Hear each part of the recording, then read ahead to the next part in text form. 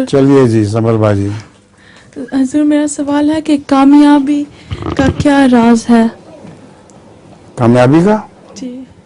دعا کریں اور لگے رہیں کام پہ. ہمت نہیں ہارنی چاہیے. کامیابی کے راز میں سلطان محمود غزنوی کا ایک واقعہ ہے. وہ سومناتھ پہ لیے حملہ کیا کرتا تھا اور ہر دفعہ ہار جاتا تھا, ناکام ہو کے واپس لوٹتا تھا. تو ایک دفعہ وہ سوچ رہا تھا کہ اب چھوڑ دیتا ہوں. تو اس نے دیکھا ٹوائلٹ پہ بیٹھا ہوا تھا کہ ایک کیڑی اوپر چڑھ رہی ہے دیوار پہ. چڑھتے چڑھتے وہ نیچے گر گئی, پھر چڑھی, پھر گر گئی, پھر چڑھی, پھر گر گئی, بالآخر اوپر چڑھی گئی.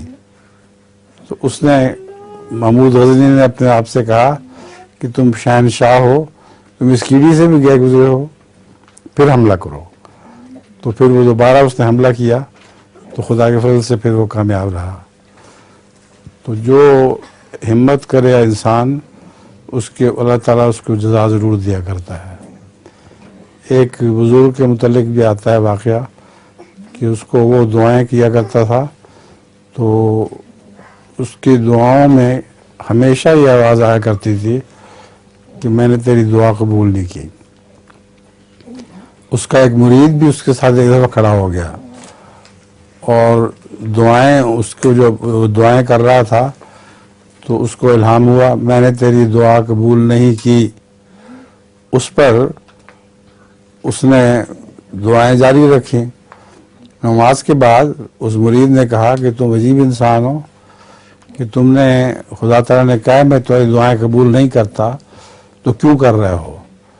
اس نے کہا میں 30 سال سے یہ دعا کر رہا ہوں اور ہر دفعہ مجھے آواز آتی ہے, اس لیے میں تو خدا کا بندہ ہوں, میرا کام صرف مانگنا ہے, اللہ کی مرضی ہے, چاہے تو دے چاہے تو نہ دے. اس نے جب یہ کہا تو بڑی زور سے الہام ہوا کہ تیری 30 سال کی ساری دعائیں میں نے مان لی ہیں. تب اس مرید کو پتہ چلا کہ استقامت دعا میں بھی کرنی چاہیے. ہر چیز میں استقامت ضروری ہے. کرتے رہو, کوشش کرتے رہو, بالآخر کامیابی ہو جاتی ہے. ایک دفعہ مجھے یاد ہے سیالکوٹ کے میں جب جایا کرتا تھا وقف جدید کے سفر پہ تو وہاں پتہ لگا کہ ایک آدمی ہے مسجد کے گھر کے قریب, وہ نماز پہ کبھی نہیں آتا. میں نے ایک شخص کی ڈیوٹی لگائی کہ اس کو نماز کے لیے بلایا کرو.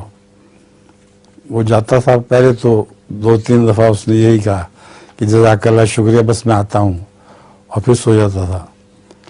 پھر تنگ آ کے اس نے آخر پہ اس کو گالیاں دینی شروع کر دی کہ چل خبیث یہاں سے, مجھے روز تو نے مصیبت ڈالی ہوئی ہے, مجھے سونے دیجیے آرام سے. تو میں جب گیا دوبارہ تو اس نے مجھے واقعہ سنایا. میں نے کہا قرآن کریم میں اللہ تعالیٰ فرماتا ہے فذکر ان نفعت ذکریٰ, نصیحت کرتا چلا جا بالآخر ضرور فائدہ پہنچائے گی, تو تم بھی چھوڑنا نہیں. اس نے کہا ٹھیک ہے.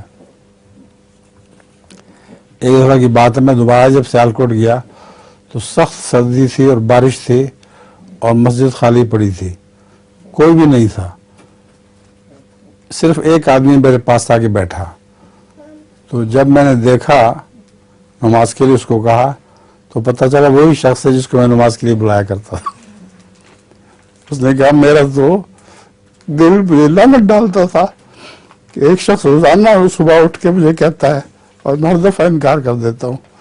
آخر میرے دل میں یہ بات پیدا ہو گئی کہ اب میں نماز کبھی نہیں چھوڑوں گا.